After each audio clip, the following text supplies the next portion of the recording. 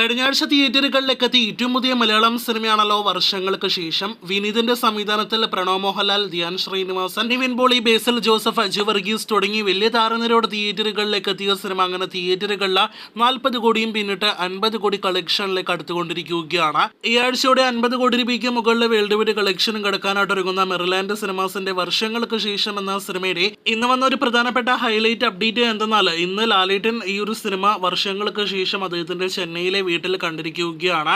Cinema കാണുകയും സിനിമയിൽ അഭിനയിച്ച വർക്ക് ചെയ്തവരെ വിളിച്ച് അഭിനന്ദിക്കുക മാത്രമല്ല, ഇത്തവണ ലാലേട്ടൻ അദ്ദേഹത്തിന്റെ സ്വന്തം കൈപ്പടയിൽ ഈ ഒരു സിനിമയുടെ ഒരു റിവ്യൂ കൂടി അദ്ദേഹത്തിന്റെ സോഷ്യൽ മീഡിയ പേജുകൾ വഴി പോസ്റ്റ് ചെയ്തിരിക്കുകയാണ്.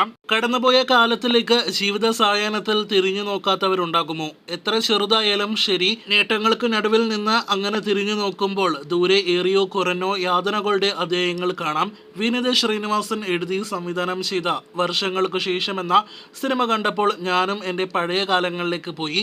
കഠിനമായ ഭൂതകാലത്തെ അതേ തീവ്രതയോടെ പുനരാവിഷ്കരിക്കുകയല്ല വിനീത് ചെയ്തിരിക്കുന്നത്. അനുഭവകാലങ്ങളെല്ലാം കഴിയുമ്പോൾ ഉണ്ടാവുന്ന ഊറി വരുന്ന ഒരു ചിരി, ഫിലോസഫിക്കൽ സ്മൈൽ ഈ സിനിമ കാത്തുവെച്ചിരിക്കുന്നു. വർഷങ്ങൾക്ക് ശേഷം എന്ന സിനിമയുടെ എല്ലാ പ്രവർത്തകർക്കും എൻ്റെ നന്ദി എന്നുകൂടി പറഞ്ഞുകൊണ്ടാണ് ലാലേട്ടൻ അദ്ദേഹത്തിന്റെ ഒരു റിവ്യൂ അവസാനിപ്പിച്ചിരിക്കുന്നത്.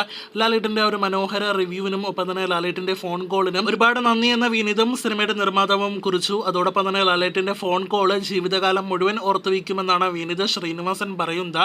നേരത്തെ പലതവണ വിനീത് ലാലേട്ടൻ കോംബോയിൽ ഒരു സിനിമ വരുന്നുവെന്ന് റൂമറുകൾ ഉണ്ടായതാണ്.